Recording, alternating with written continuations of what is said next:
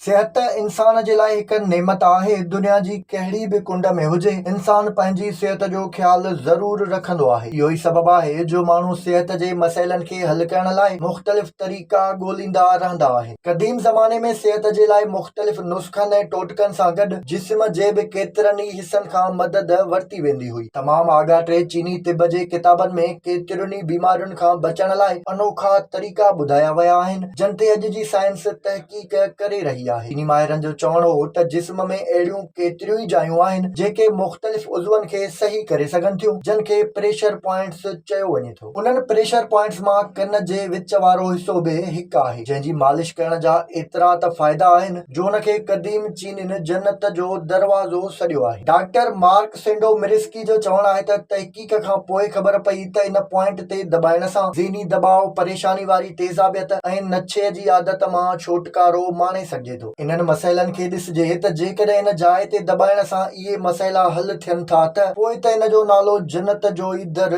ठही सघे थो। माहिर डॉक्टर जो चवणु आहे त जेकॾहिं असां डिप्रेशन जो शिकार थींदा आहियूं त गैर इत्मीनान वारी सूरतहाल ऐं हिकु अजीब बेक़रारी महसूस थींदी आहे ऐं होरियां होरियां उहा जिस्म जे मुख़्तलिफ़ हिसनि में वज़नी थियण या सूर जो सबबु बणिजंदी वेंदी आहे। जेकॾहिं तव्हां इलाज जो इहो तरीक़ो अख़्तियार करणु चाहियो था त इन लाइ इहो बि ज़रूरी आहे त पंहिंजे ज़हन खे नाकारी ऐं ख़राब ख़्यालनि खां साफ़ कयो। कप जो हिकु टुकड़ो खणो ऐं पंहिंजे कन जी जाइ ते थोरो दॿाए ऐं थोरी थोरी मालिश कयो। इन दौरान वॾो गहरो साहु खणो। जंहिं वक़्तु साहु अंदरि खणो त मुंहं खे खॿे पासे फेरियो, जंहिं वक़्तु साहु ॿाहिरि कढो त मुंहं खे साॼे पासे फेरियो। कन वारे इन हंध खे कप जे बदिरां तव्हां पंहिंजी आङुरियुनि सां बि दॿाए सघो था। राति जो सुम्हण खां अॻु कुझु ॾींहंनि ताईं इहो अमल करे ॾिसो, तव्हांखे तमामु घणो फ़ाइदो पवंदो ऐं सुकून मिली वेंदो।